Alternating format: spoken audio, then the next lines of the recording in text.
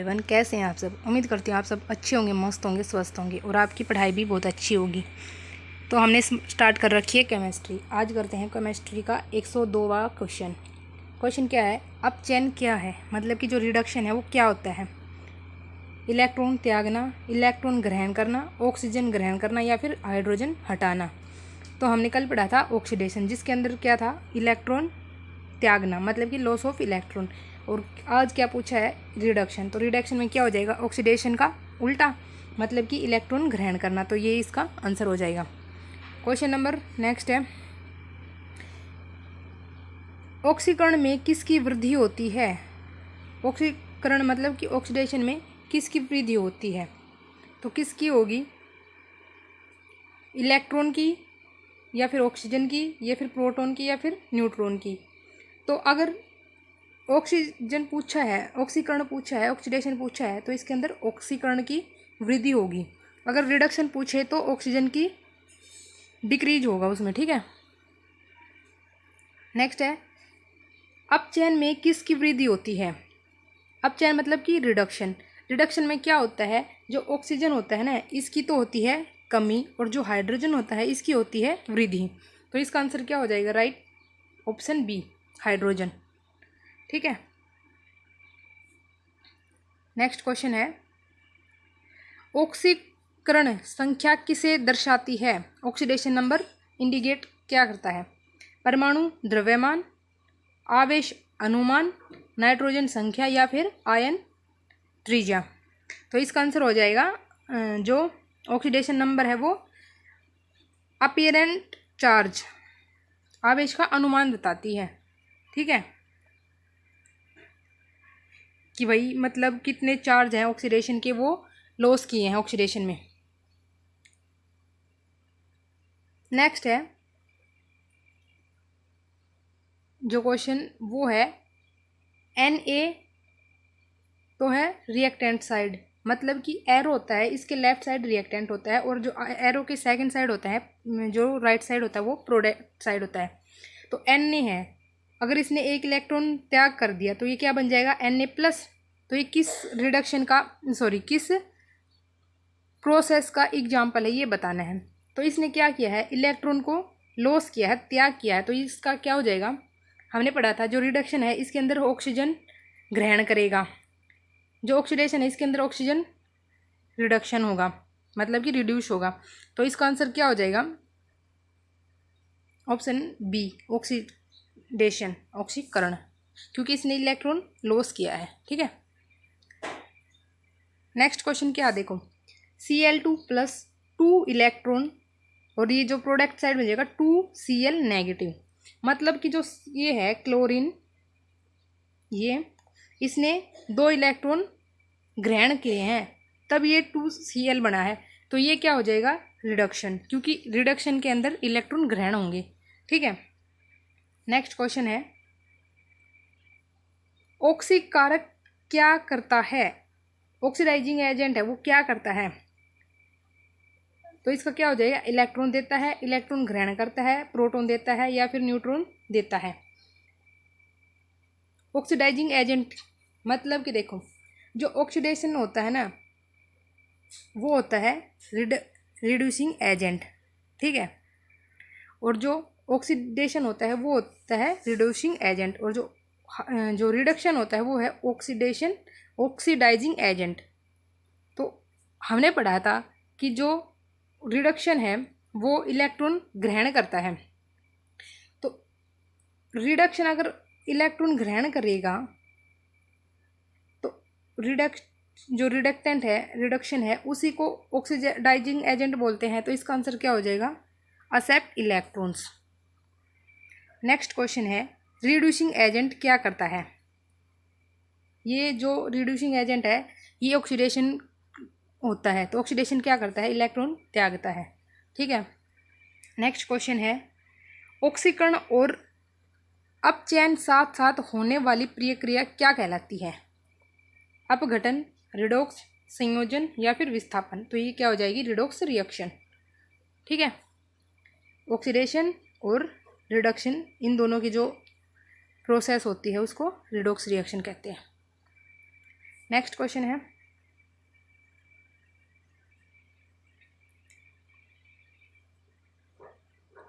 CuO plus H2O और ये बन जाएगा Cu प्लस H2O। तो ये इसमें पूछ रखा है ये कौन सी रिएक्शन है, ऑक्सीडेशन है या फिर रिएक्शन।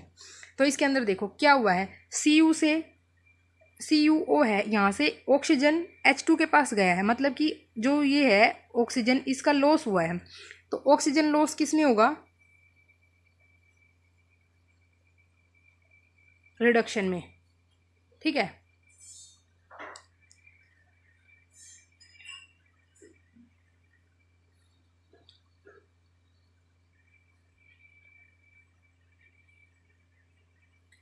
अब देखो नेक्स्ट क्वेश्चन क्या है, CuO प्लस H2, इसके अंदर क्या बन गया Cu प्लस H2O। इसके अंदर क्या हुआ है, जो O है ये H2 के पास गया, रिएक्शन सेम हुई, लेकिन उसके अंदर जो ऊपर वाला क्वेश्चन है इसके अंदर पूछा था कि भाई जो CuO है इसमें क्या हुआ है। तो इसमें क्या हुआ है, ऑक्सीजन का लॉस हुआ है, तो ये बन जाएगा रिडक्शन। और इसके अंदर जो है H2 के पास O आया है, मतलब H2 ने O को ग्रहण किया है, तो ये बन जाएगा ऑक्सीडेशन, ठीक है। नेक्स्ट क्वेश्चन है, जंग लगना किस प्रकार की प्रक्रिया है। जंग लगता है तो क्या होता है, इलेक्ट्रॉन का गेन होता है, तो उसमें क्या हो जाएगा, रिडक्शन रिएक्शन। सॉरी, रस्टिंग है, उसके अंदर ऑक्सीडाइजिंग एजेंट होता है, और ऑक्सीडाइजिंग एजेंट है मतलब कि ऑक्सीकरण होता है, सॉरी जो ऑक्सीजन है उसका लॉस होता है, और ऑक्सीजन का लॉस किस में होता है, रिडक्शन में। सॉरी मैंने इसको गलत बता दिया। जंग लगना किस प्रकार की प्रक्रिया है, तो जंग लगना एक ऑक्सीडेशन है, क्योंकि इसके अंदर ऑक्सीजन ग्रहण होती है, मतलब जो नमी होती है ऑक्सीजन की उपस्थिति में जंग लगता है, ऑक्सीकरण ग्रहण होती है इसके अंदर। सॉरी भाई वो मैंने गलत बता दिया। नेक्स्ट क्वेश्चन है, लोहे पर जंग लगने के लिए क्या आवश्यक होता है। ऑप्शन देखो क्या क्या है, केवल ऑक्सीजन, केवल जल, ऑक्सीजन या जल, या फिर नाइट्रोजन। तो जो जंग लगने के लिए केवल ऑक्सीजन जरूरत नहीं होती, केवल वाटर नहीं होता, लेकिन ऑक्सीजन और जल दोनों, क्योंकि नमी की जरूरत होती है ना, इसलिए। नेक्स्ट क्वेश्चन है, ऑक्सीकरण संख्या ऑक्सीजन की सामान्यता कितनी होती है। तो ऑक्सीजन की सामान्यता कितनी होती है, -2, ठीक है। नेक्स्ट क्वेश्चन है, हाइड्रोजन की कितनी होती है, जो ऑक्सीडेशन नंबर है वो +1।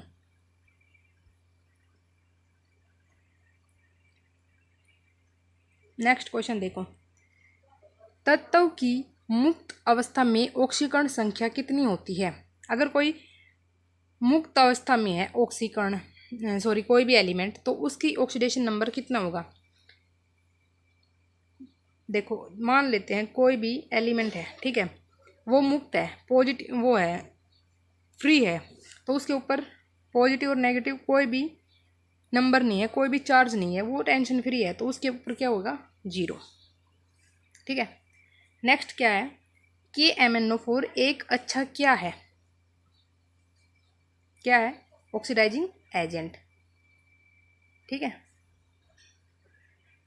नेक्स्ट है, इलेक्ट्रॉन ग्रहण करने वाला पदार्थ क्या कहलाता है। इलेक्ट्रॉन ग्रहण करना तो क्या होता है, वो रिडक्शन, और मैंने आपको बताया था कि जो रिडक्शन होता है वो ऑक्सीडाइजिंग एजेंट होता है, तो इसका आंसर हो जाएगा ऑक्सीडाइजिंग एजेंट।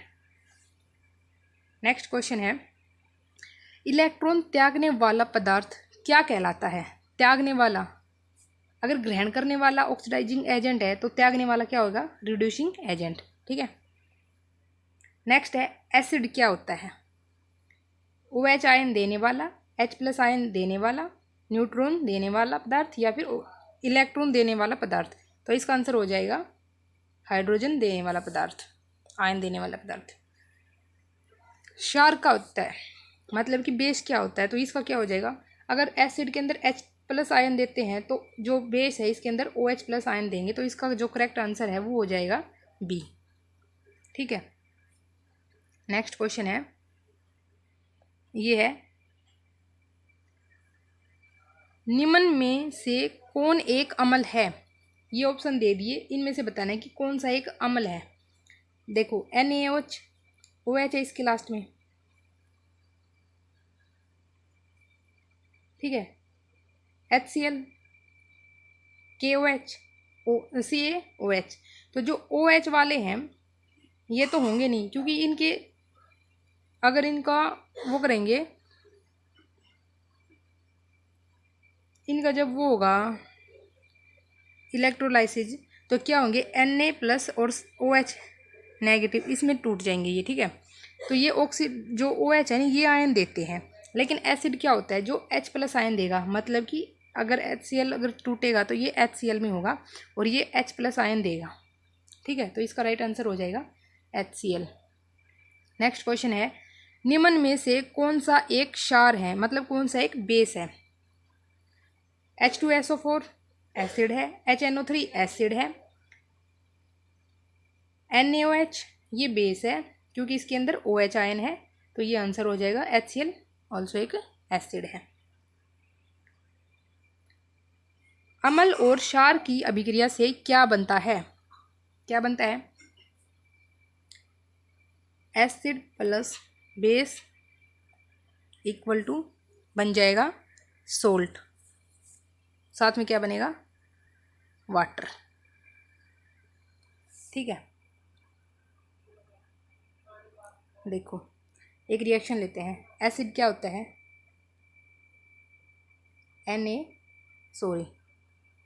HCl, ये एक एसिड है, प्लस में एक बेस लेते हैं NaOH।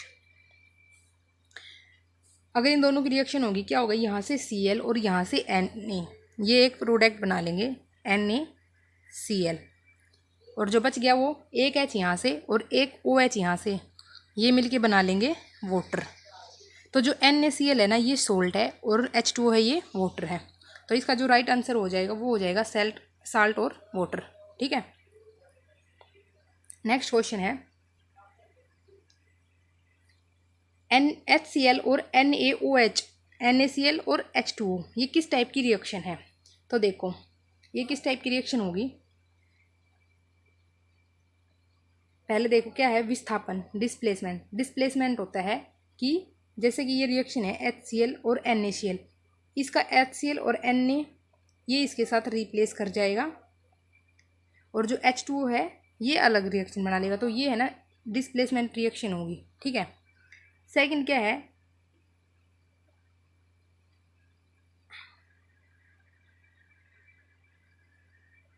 सॉरी इसके अंदर ये रिएक्शन देके पूछ रखा है, ये टाइप नहीं पूछ रखी, इसने बता रखा कि भाई जो ये रिएक्शन है ये क्या कहलाओगी, मतलब क्या कहलाएगी ये। तो हमने पिछले क्वेश्चन में देखा था कि एसिड है ये और ये बेस है, तो ये दोनों क्या बना लेंगे, नमक और वाटर। तो जो ये है ये न्यूट्रलाइजेशन रिएक्शन कहलाती है, मतलब कि एसिड बेस ये न्यूट्रल हो जाएगा, ठीक है।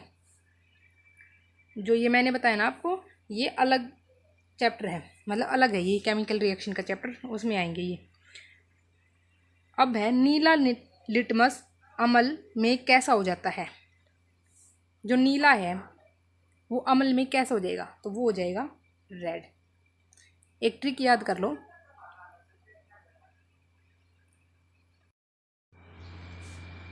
तो देखो क्या है, नीला लिटमस जो अम्ल में कैसा होता है वो होगा लाल। तो एक ट्रिक याद रख लेना, अनल, ठीक है, ल, मतलब अ से बन जाएगा अमल, न से बन जाएगा नीला और ल से बन जाएगा लाल, मतलब कि अमल के अंदर नीला लिटमस लाल हो जाता है, ठीक है, ये याद रख लेना। नेक्स्ट क्वेश्चन है, लाल लिटमस सार में कैसा हो जाएगा, बेस में कैसा हो जाएगा, तो वो हो जाएगा ब्लू, ठीक है, ब्लू हो जाएगा। नेक्स्ट क्वेश्चन है, pH मान 7 क्या दर्शाता है, एसिडिक नेचर या फिर बेसिक या फिर न्यूट्रल या फिर परबल अम्ल या स्ट्रोंग अम्ल, ये बता रखा है। तो देखो जो pH है ये स्केल ये दिया था सोरेनसन ने, ठीक है।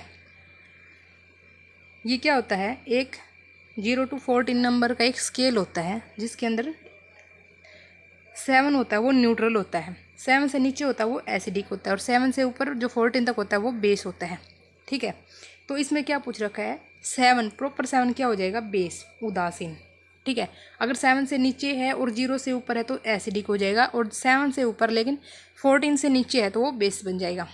नेक्स्ट क्वेश्चन है, पीएच मान 7 से कम क्या दर्शाता है? अभी आपको बताया था 7 से नीचे है तो एसिडिक हो जाएगा, 7 से ऊपर है तो क्या बन जाएगा? बेसिक।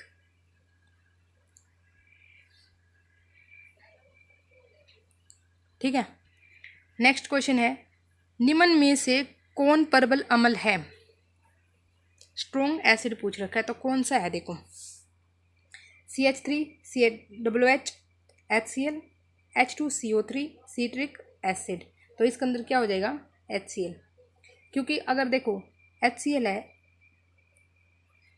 इसको अगर तोड़ेंगे तो ये H+ और Cl नेगेटिव में हो जाएगा, मतलब कि H+ इसको प्रॉपरली एक आयन मिल जाएगा। लेकिन CH3 को तोड़ेंगे तो CH3 होएगा, फिर COH ये हो जाएगा, फिर COH अलग टूटेगा और CH अलग टूटेगा, मतलब कि COO है ये अलग टूटेगा, ये अलग होएगा और ये अलग होएगा, तब इसको H+ आयन मिलेंगे।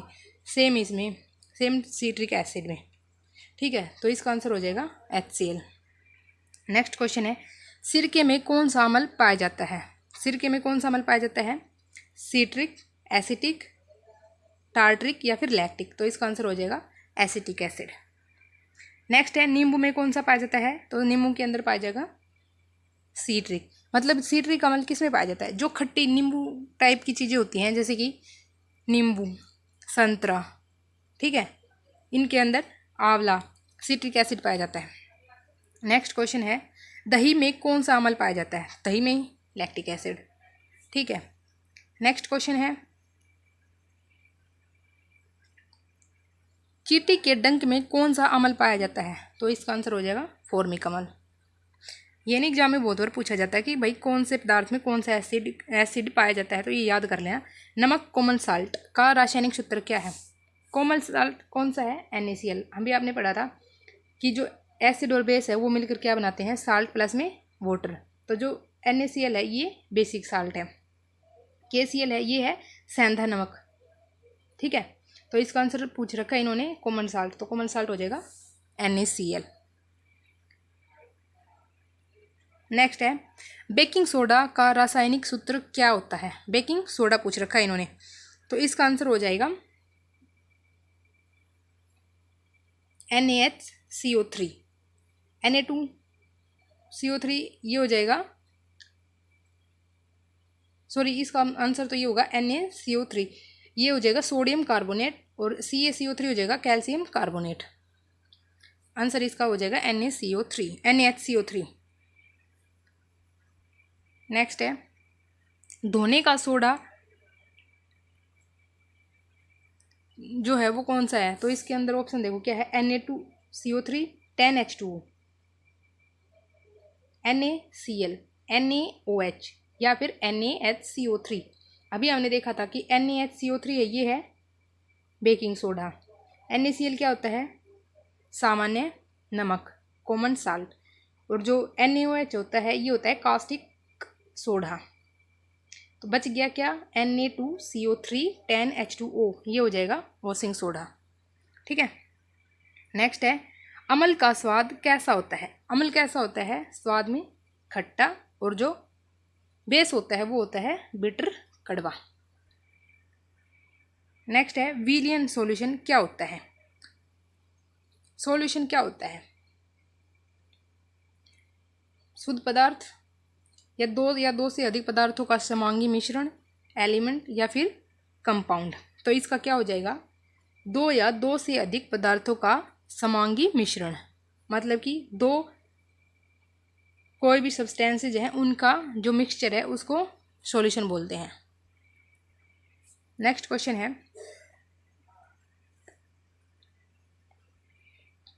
विलयन में अधिक मात्रा में उपस्थित होता है वो क्या होता है? तो देखो, एक सॉल्यूशन होता है, इसके अंदर एक होता है सॉल्यूशन है, इसके अंदर सॉल्यूट होता है और सोलवेंट होता है। तो जो कम मात्रा में होगा वो सॉल्यूट होगा और जो ज़्यादा मात्रा में होगा वो सोलवेंट होगा। तो इसने पूछा कि लार्जर क्वांटिटी में क्या होता है, वो हो जाएगा सोलवेंट। ठीक है, हमारे पास मान लो चीनी और पानी का घोल है तो चीनी उसके अंदर थोड़ी है और पानी ज़्यादा है, तो क्या होगा, जो पानी है वो सोलवेंट होगा, क्योंकि वो ज़्यादा क्वांटिटी है उसकी तो वो सोलवेंट हो जाएगा, और जो चीनी है वो कम क्वांटिटी की है तो वो सोल्यूट हो जाएगी। ठीक है, तो इसका राइट आंसर हो जाएगा सोलवेंट। नेक्स्ट है विलयन में कम मात्रा क्या होती है, कम मात्रा किसकी हो जाएगी, विलय की, सोल्यूट की, तो इसका आंसर हो जाएगा सोल्यूट।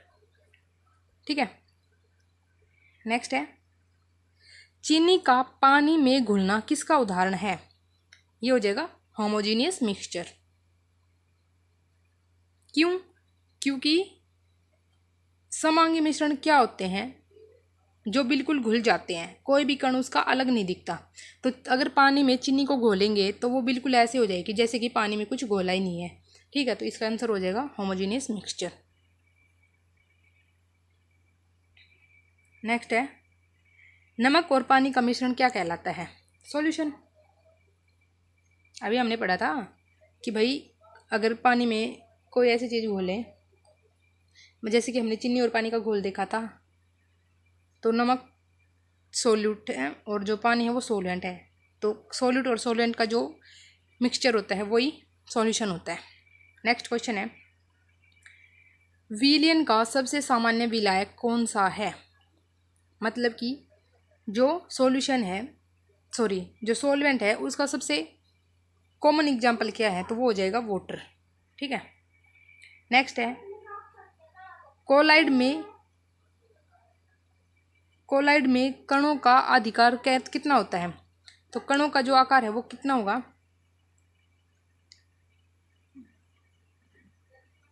देखो 1 nm से कम, या फिर 1 से 1000 nm तक, और 1000 से अधिक, या फिर 10,000 nm तक।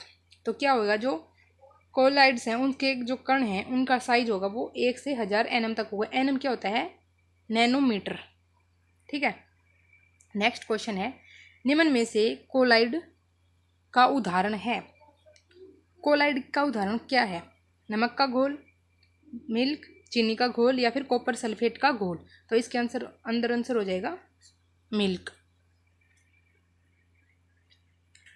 सस्पेंशन किसकी विशेषता है, कण दिखाई नहीं देते, कण बैठ जाते हैं, कण बहुत छोटे होते हैं, या फिर जो समांगी मिश्रण होता है। तो क्या होते हैं इसके अंदर, निलंबन के अंदर, सस्पेंशन के अंदर कोई भी सॉल्यूशन होता है उसके अंदर पार्टिकल्स हैं वो तली में बैठ जाते हैं, तो इसी को बोलते हैं सस्पेंशन, निलंबन। तो आंसर क्या हो जाएगा, कण बैठ जाते हैं। आज का लास्ट क्वेश्चन है वो है टिंडल प्रभाव किस में देखा जा सकता है, शुद्ध जल में, वास्तविक विलयन मतलब ट्रू सॉल्यूशन में, या फिर कोलाइड में, या फिर एलिमेंट में। तो वो हो जाएगा कोलाइड में। ठीक है, तो आज के लिए इतना ही करते हैं, मिलते हैं कल। उम्मीद करती हूँ आप सबको वीडियो अच्छी लगी होगी, तो लाइक शेयर कमेंट कर देना और चैनल को सब्सक्राइब कर लेना। Thank you for watching, bye.